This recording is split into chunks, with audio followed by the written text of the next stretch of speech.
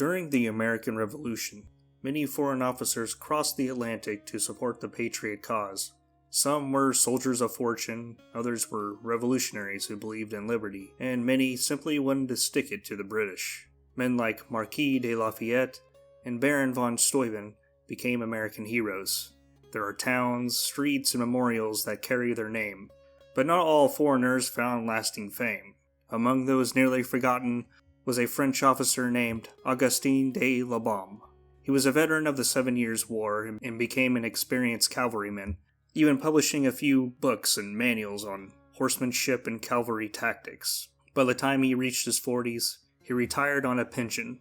But retirement was too boring for La Balme. Restlessness gnawed at him. Perhaps it was a midlife crisis or simply the lure of glory. The Revolution in America offered the perfect chance to revive his career. Benjamin Franklin sent letters of recommendation to various European officers to assist in training the newly formed Continental Army. La Balme was one of those recipients, due to his expertise in cavalry tactics. In 1777, he arrived in the newly born American nation. He was given the rank of colonel and appointed as the inspector of cavalry for the Continental Army.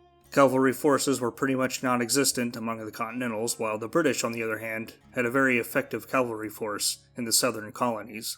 La Balme's job was to build the cavalry forces from the ground up. Yet, training and drilling were not what he desired most. La Balme longed for action, for the thunder of hooves, the clash of sabers, and the chance to carve his name into history. La Balme missed out on the Battle of Brandywine in September of 1777, where a few of the foreign officers got to show their quality. The young French officer Marquis de Lafayette took a bullet for the rebel cause, and still managed to rally the retreating American soldiers. Casimir Pulaski, a Polish officer, and a cavalryman like La Balme, covered George Washington's retreat and likely saved his life. For his heroics, Washington made Pulaski the Brigadier General of the Continental Cavalry. It would be Pulaski who would become known as the father of American cavalry, not Augustine de La Balme. The French colonel felt like he was being picked over for younger and less experienced officers. Resentment festered. Pulaski, above all, struck deeply at his pride. Before long, La Balme resigned his commission. Over the next couple years, he stayed in America and tried to keep himself busy through land speculation and business ventures, but he didn't find much fulfillment. It didn't take long before he began to regret his resignation. He still wanted to be involved in the revolution in some shape or form.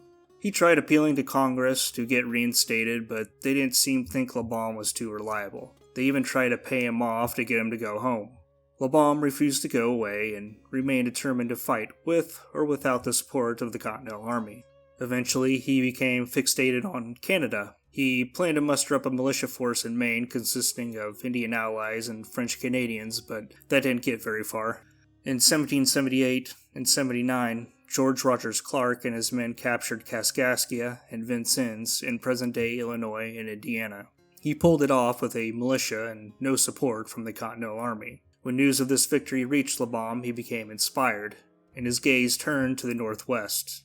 Kaskaskia and Vincennes were French enclaves, living under British rule since 1763. La Balme thought if he could liberate all the remnants of New France, he could raise an army of Canadians, Creoles, and former Indian allies.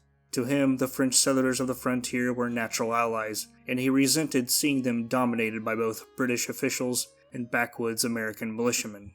Clark did plan to march on Fort Detroit to remove British influence from the Northwest entirely, but he lacked the funds and manpower. So this became Colonel de La Balme's mission. Venture out to the frontier, build an army of Frenchmen, and capture the stronghold of Detroit. In the summer of 1780, La Balme traveled to Fort Pitt and met up with Canadian Godfrey Lintot, who had already been fighting the British out west with George Rogers Clark. Lintot acted as a go-between for the French embassy, local natives, and La Balme's band of volunteers. From there, La Balme floated down the Ohio River and into the Illinois country. In June, he arrived in Kaskaskia, where he received a warm welcome from the townsfolk who thought they'd never see a French officer again.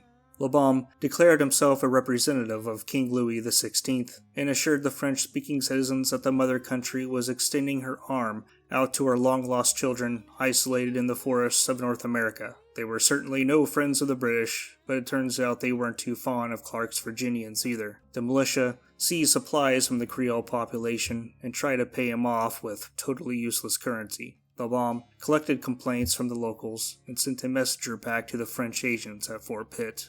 Clark's Virginia militiamen who were stationed there didn't know what to make of this French officer. Clark himself was busy in Ohio fighting the Shawnee. They weren't sure of his true motives. Was he really acting in the interests of France, or did he have more selfish motives? Perhaps he wanted Detroit for himself, to prop himself up to be some frontier warlord. La Balme expressed disdain for the Virginians, and was very critical of their treatment of the French population. He heard similar complaints from the Creole communities out in the northwest borderlands. After lending his sympathetic ear, he began his recruiting efforts. La Balme recruited around 50 men from Kaskaskia and Cahokia, then moved on to Vincennes. There it was the same story. Citizens distrustful of the new Virginian occupiers and delighted to see the French colors once again. Another batch of French voyageurs joined La Balme's campaign, bringing his small army up to around 100 men. While the people of these Creole towns weren't shy about their support for the French colonel, they weren't exactly lining up to go into battle. 100 men was not going to be enough to take Detroit. La Balme thought maybe a few successful raids might draw in more recruits. In early fall, La Balme's forces followed the Wabash River north to the trading post of Fort Ouiatenon. This was just west of present-day Lafayette, Indiana. He spent weeks drilling his men and was betting on more volunteers to flock from nearby Indian villages and Creole towns, but no one came. La Balme would have to hold off on Detroit for a while. He had a new objective, which was to march on Kikionga, the capital of the Miami Nation, and home of British Indian agent Charles Beaubien, who had married into a prominent Miami family. Beaubien was a French-Canadian from Detroit who had been an all-around nuisance to the Americans on the frontier. La Balme hoped to make a valuable prisoner out of him. After realizing no more reinforcements were coming, La Balme grew impatient and set his plan into motion. First, he deployed a diversionary raid on Fort St. Joseph near Lake Michigan. This didn't accomplish much, and it only alerted the British, which led to increased ranger patrols. La Balme and his main force rode east, traveling under the French flag, towards Kikionga. They arrived at the town and met little to no resistance. Almost all the men were away at their hunting camps, and Beaubien was nowhere to be found. They looted all the stores, and the furs were divided among the men. Any remaining loot was to be used to entice more recruits. Once again, La Balme stuck around and hoped more reinforcements would arrive. He could have taken their precious loot and marched back to Ouiatenon or Vincennes, but nope, La Balme wanted more. A garrison of 20 men were left behind in Kikionga, while La Balme and the rest of his men rode off to attack another trading post along the Eel River. Not far off, a Miami war chief caught wind of the raid on the great hub town. He counseled with his elders, and they granted him permission to launch a counterattack. The chief was named Michiganaqua. To the whites, he was known as Little Turtle. 100 angry warriors made their way to Kikionga and surprised the 20 Frenchmen. The entire garrison was slaughtered. La Balme and his men continued moving along the Eel River, totally unaware of the attack at Kikionga. Little Turtle knew the lay of the land perfectly. This was where he grew up after all. He organized an ambush near the river, and the French walked right into it. The Miami warriors opened fire on the unsuspecting French and let out their terrifying war whoops. La Balme's men rallied up and dug themselves in, and the ambush turned into a small siege. Though La Balme was a veteran, he was totally inexperienced in frontier warfare. His cavalry tactics were completely useless here. He was more reliant on his French voyageurs than he cared to admit. The French got one good volley in on the approaching Miami warriors, but it wasn't enough. The warriors charged the muddy ramparts, and bloody hand-to-hand combat followed. La Balme drew his sword and tried to hack away at his attackers, but he was soon overwhelmed. The last thing he saw on this earth was a war club coming down to shatter his skull. In early November 1780, La Balme's quest for glory came to an end. 40 of his men were killed, the rest were captured, scalped alive, tortured, and killed.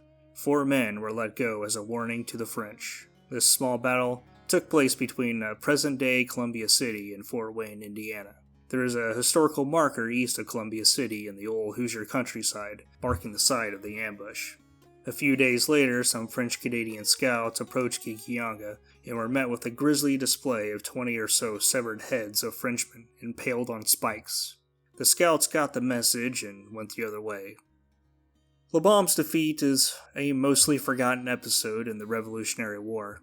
Even in the context of the Western theater of the war, it's still barely a footnote, probably because it accomplished nothing.